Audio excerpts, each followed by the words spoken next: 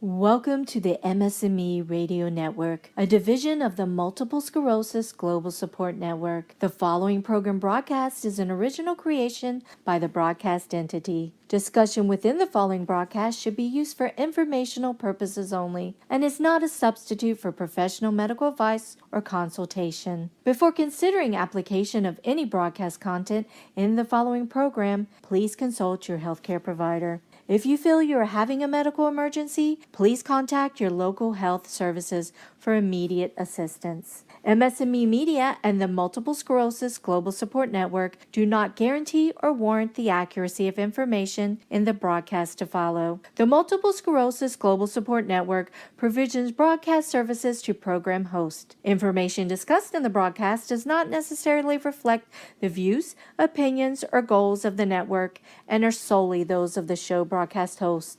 Should you wish to host a broadcast, please visit our website at msmemedia.com and submit a request to become a program host. We thank you for listening to the MS&Me Radio Network. Enjoy the show.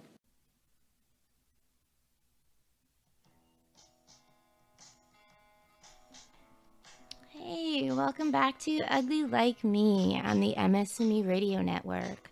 We are powered by the Multiple Sclerosis Global Support Network, and we are 24/7 on air internationally. So happy to be here with you again today, especially since I couldn't talk for a long time. Not a long time, maybe like 3 days. So this is certainly, I didn't know if I'd be talking on air again, so this is, I might sound a little hyper, I think. When you can't talk and you're not sure if you're going to get it back again, you get this sense of relief. I felt almost a relief of sorts. After a panic, I felt a relief in that I didn't have to speak. You don't really realize what a burden it is to always have to speak to someone or have an opinion.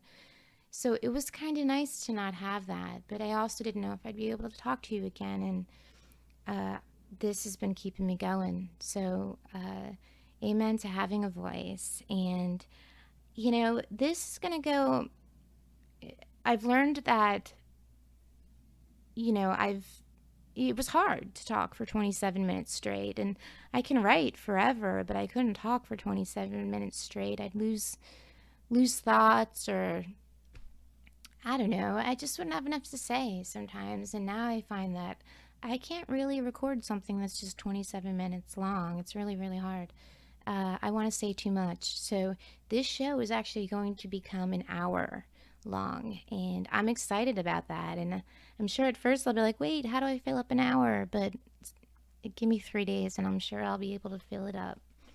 I always have thoughts and sort of new ideas and things like that.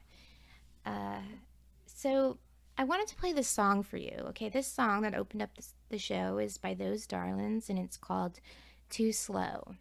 And I found myself singing it when I got my voice and my body back. My body was also tremoring and I couldn't move very, very well, so I wouldn't do the dishes or something like that. But I found myself doing the dishes and singing this song. And then I had a thought, so I'm going to play it for you first, and then I'm going to share my thoughts with you.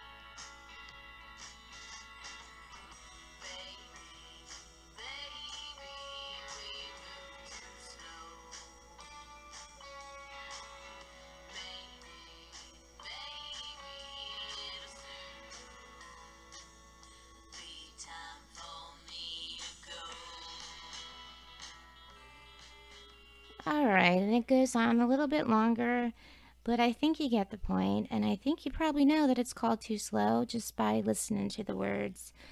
But I was singing it and I was thinking, you know, when I got MS, I learned that I had to walk slower. I had to live more slowly. I had to think slower. I had to calm down. Everything about my life was suddenly slow. I went from fast to very, very slow, and I had to in order to heal. And also, just when MS takes over your body, you don't walk as fast, and then suddenly it gets slower and slower until you can't. Everything got very slow. My body, my walking, everything. I don't know that my thoughts got slow. They just got jumbled up and I'd forget them. But uh, everything's been so slow, and I sort of live my life by this notion that I need to slow down, I need to meditate, I need to do all these things and just be centered and be slow and breathe and I'll contain my illness. That's sort of the thought, right? But maybe I move too slow. Maybe I've got it all wrong. You know, all of a sudden my life is sort of lit up in the sense that not only do I have to write, for communities in 96 countries and do that in order to help my husband, help my kids, live. Uh, but I also am hosting a radio station and now I'm an assistant station manager and this is international and it's 24/7 and everybody has the same goal. We need to find a cure. Nobody's getting paid. Everybody is sick. This radio station was started by somebody who can only move one hand. She can only move one hand. That, and she really, really has faith and this belief and understanding that this is what she's meant to do. And it's fueled her, it's powered her. And now we're this international radio station and we're on to doing bigger and better things. And there's so many hosts and so many roles, but it's huge and it's constant. And my life has sort of sped up again.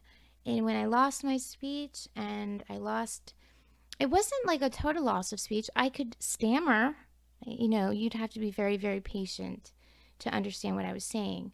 Uh, you know, when that happened to me, I had to reassess, and I was like, well, is it the station? Do I have to stop doing that in order to heal? And then I don't know. I sort of laid back for 3 days. Everybody knew was going on at the station, and it came back. And I was doing the dishes. I was able to do that. Hi. And I was able to do the dishes and I'm singing too slow. And I'm like, you know what? I am so tired of going slower and slower and reminding myself that I also need to, internally pace myself and be calm and conscious of my breathing. Like everything is constantly too slow. And you know what? I don't know that I have time to go slow anymore. I need to speed the heck up for my babies. I see signs everywhere of children with MS, and it's expanding and it's at profound speeds and it's bothering me and I need to love them and I need to help them and I need to hurry the heck up. So I think I'm kind of done with the too slow thing. Uh, what happens is I think when you get MS, you learn that you're sort of reaching for the wrong things. Like I was reaching for titles and uh, money, numbers, digits, figures, uh, degrees, anything. I was in a rat race and I was on this wheel, mortgages, cars, things like that. And I was all about speeding that up. And I wasn't about paying attention to my body, my breathing, my health, my babies, the world, my faith, the environment, things that really mattered, I wasn't paying attention to. So I, in that way, give thanks to my illness because it really opened my eyes. I wasn't seeing what I was supposed to see. And, even God, like my faith is so big. And it's like, I'll ask for God for something and God almost literally talks back to me, where I'll say, like, I need a sign, God. I don't believe I can do this. Can you give me a sign? And I'll literally turn my head and it'll say on a sign, believe and you're 90% there. And a friend said to me, Jane, you're the only person I know who asks God for a sign and literally gets a sign. And the same way with, you know, the show. I just felt like writing wasn't changing me and sort of fascinating me like it used to. I was very curious and I felt like I was in a funk, and I literally got on my hands and knees. And I don't pray in that way. I think I just sort of have this ongoing dialogue with God. That's just how I do it. And it's the Church of Jamie. That's just how I do it. But I literally got on my hands and knees and I cried and I said, I don't know if this is the end, because writing wasn't really doing it for me anymore. And I said, God, if it's your will, I pray it's your will that there's something else that you need to fill me with wonder for, that I have a purpose towards something, anything. And the very next day, I got a invitation to host my own radio show. And and what's stranger even is that for weeks leading up to that, I was really, really interested in how the radio worked towards the resistance in World War II, where I'd only read things about that and documentaries. I'm sorry, guys, it's my MS brain doing that. Uh, Documentaries and the radio and how it functioned in World War II and the resistance. I don't know why. Out of nowhere, I was fascinated with radio. And all of a sudden, I prayed to God for help, and somebody offered me a radio show. And now I am assistant managing the station. So it is amazing. So I realize now, when you have people coming at you 24/7 from all different countries, all different time zones, needing all kinds of help, I'm here to serve them and help them. But doing that on top of serving, my family and doing my job and serving my kids and my husband and the people I love, just living my life, it gets pretty hectic. And I thought I was supposed to slow down, but I don't know. I heard that song and it hit me. I was slowing down in all the wrong places. I've slowed down my work life. We don't go towards fancy things because we don't want to be slaves to money and things like that. But I need to speed the heck up when it comes to finding a cure and helping this radio station and all of us organize with all of our talents to finding a cure. I need to speed the heck up. I'm slowing down in all the wrong places. And those darlings who sang that song just now, Too Slow, there's so many different aspects to it. Like, I think she's singing, and I don't know who wrote that song, so I'm assuming Jessie wrote it because she's singing it. I don't know. Nikki or Linwood could have written it. But Jessie, she just passed away from cervical cancer at 28. She's talking about, like, maybe, baby, we move too slow. Maybe, baby, it'll soon be time for me to go. And she says, like, I'm weak and hungry in my stare. Your face is lighting up your hair. The words that we refuse to speak lead us down our lonely streets. So I think it's a romantic song, but I think that it pertains to MS as well. I look at my children every day, and every day that my son says his legs feel like pins and needles, or I see him like jerking in his sleep, or and I'll make excuses for it. It's MS is the word that we refuse to speak with our kids. I'm I'm so terrified that they'll get it, and Tone and I will look at each other and we don't bring it up. We don't say the word, and that's MS. Uh, and it does lead us down our lonely streets. I don't know if I'm giving my children what I have, and it kills me. It really kills me. But there's another line or verse in it, and it says, I find it hard to let you know, your eye, my only sign of hope.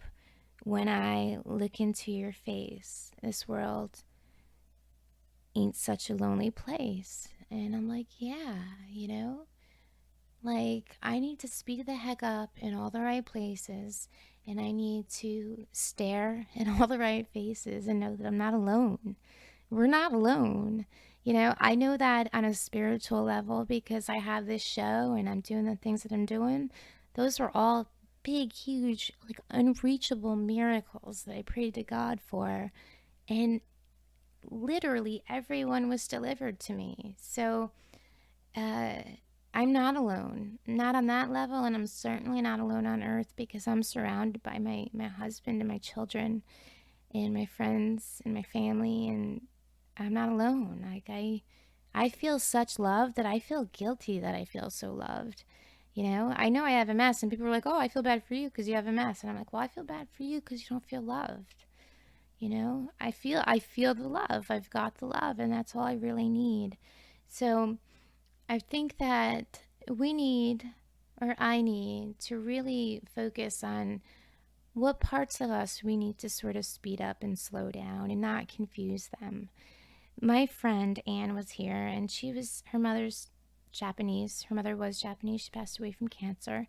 And Anne is all about honoring her mother and her culture and her ethnicity. And she told me that this idea in Eastern Chinese medicine about although she's Japanese, I guess I should say Eastern Japanese medicine. There's this little sort of parable of sorts. They talk about two dragons, and there's this idea that we have two dragons inside of us, and one is very dark and negative, and one is very positive and can achieve anything. And really, it's about which dragon we feed. That's what we become. So if I say I slow down in a positive way, but I feed all the negative things like work myself to death. I'm all about titles and status and money. I'm feeding the dark dragon. If I hang with people who are just negative and bond with me on negative things and make me feel scattered and hopeless and things like that, I'm feeding that dark dragon, and that's what I will be consumed by. That dark dragon will consume the light dragon, and that's what I'll become. So, I need to speed up in feeding that other dragon, the one that gives me light and hope and works for a cure and makes me believe that I really can achieve. I can achieve so much more than I ever believed. And I'm not alone and that I'm loved, especially in MS. I need to feed that dragon more and I need to feed it faster because we need a cure. And, there's this idea that, well, it's not an idea, it's actually the truth. We need to be our authentic selves. And I tell hosts this every day. Hi. Because hosts get scared that maybe they showed a weakness, a sign of weakness, a vulnerability. They messed up. They're not good enough. And I always say, Teal Swan reminds us that being a truly authentic, happy person means acknowledging the negative as much as it does the positive. So you have to really be aware, like, embrace the negative as much as you do the positive, but feed the positive dragon. So I acknowledge I have MS. I acknowledge my shortcomings, but I also feed that dragon by sharing my weaknesses, letting it connect to people, letting it reach out to people, especially when they feel alone. Me being perfect doesn't do anything. I don't really know what happens by that. Like, there's an Ani DeFranco song. Everything is music to me, by the way. I love music and I connect to it in such a spiritual level. Like it inspires me to write things. It inspires me to do all kinds of things. So, Ani DeFranco in 32 Flavors, she says, God help you if you were an ugly girl. Of course, too pretty is also your doom, because everyone harbors a secret hatred for the prettiest girl in the room. God help you if you are a phoenix and you dare to rise up from the ash. 1,000 eyes will smolder with jealousy while you were just flying past. And that's kind of how I see it. People, for whatever reason, whether it's good or bad, they don't like perfection. They don't work with it. They don't really handle it well. People really, really like it when you're yourself with all your perfections and imperfections. They just want authenticity. It doesn't mean we're feeding the negative dragon and we're just going to talk about all the people we can't stand and how they messed us up and how they hurt us and things like that. No, feed the positive dragon, but be authentically you.